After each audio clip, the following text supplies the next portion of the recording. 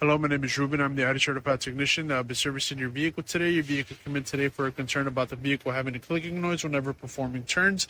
I did go ahead and perform a multi-point vehicle inspection. I topped off the washer fluid for your wiper blades, as well as set your tire pressures to the recommended specification of 32 psi in the front and 32 psi in the rear. Upon inspection of the vehicle, I did measure the depth of all four tires. Your red front tire measured at 530 seconds, 530 seconds, and 630 seconds. Your right rear tire measured at 730 seconds, 730 seconds, and 730 seconds. Your left rear tire measured at 730 seconds, 730 seconds, and 830 seconds. And the left front tire measured at 530 seconds, 630 seconds, and 630 seconds. Upon performing inspection of the vehicle, I did go ahead and inspect all four tires for any sorts of leaks or punctures. I actually did find the nail on your left rear tire, which I will be showing you in a second, but we will be recommended for replacement, but I will also be recommending that both front tires are to be replaced. This is due to the fact that the front tires are getting low on thread, measuring at 530 seconds at its lowest thread. I do want to mention that a tire is considered faulty at the 230 second mark, so if the two front tires are not replaced during today's service visit, it is something to monitor just to ensure that they don't get too low in regards where it would be unsafe for the vehicle to drive.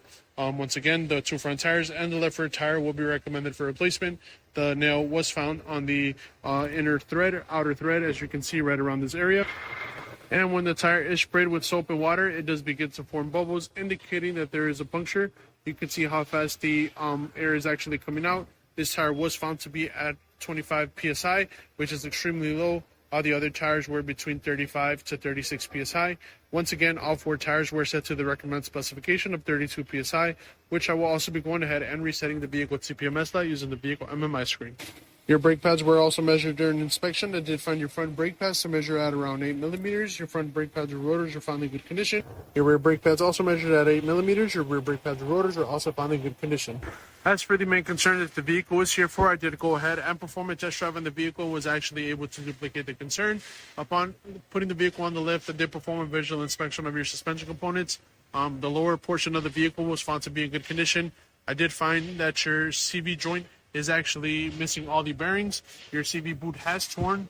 It does seem that something might have hit it on the road, which causes the tear. As you can see right towards the very center, there are a bunch of ball bearings that are supposed to be within the joint itself. You can see that there are some sleeves right there where the bearings should be, which they are missing. So we will be recommending that the CV joint is replaced on the front axle of the vehicle. After that, the vehicle will be reevaluated to ensure that the noise is no longer present.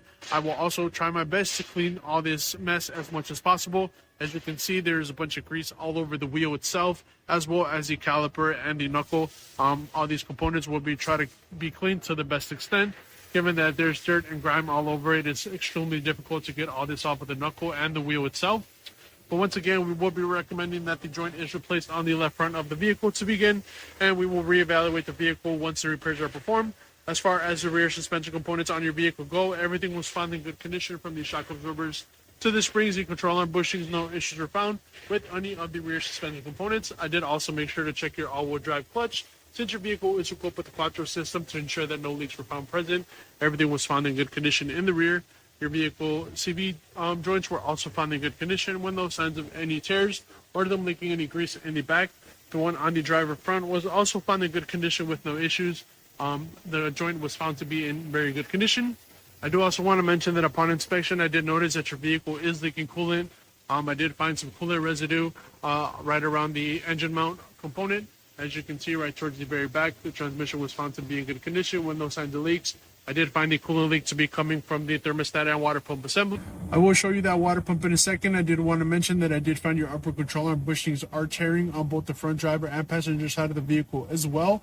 We will be recommending that these bushings are replaced. They do tend to tear over time, given that they are constantly stretched as the wheel is turned. You do have two arms on each side of the vehicle, so a total of 4 bushings will be recommended. These are currently the ones located on the passenger front, and this is the one located on the driver front. As you can see, this one's a little bit worse than the passenger side, but once again, the bushings will continue to stretch and tear as the vehicle is driven down the road. And once again, coolant residue was found coming from your thermostat water pump assembly. Very difficult to show given the confined space, but I was able to pinpoint it to be actually coming from the assembly. The thermostat and water pump assembly are connected with one another, so we will be recommending that they are both replaced. It does seem that the leak has barely begun, given that the coolant level was pretty low, not extremely low, which was already topped off. Nonetheless, your service advisor should be contacted very shortly with an update.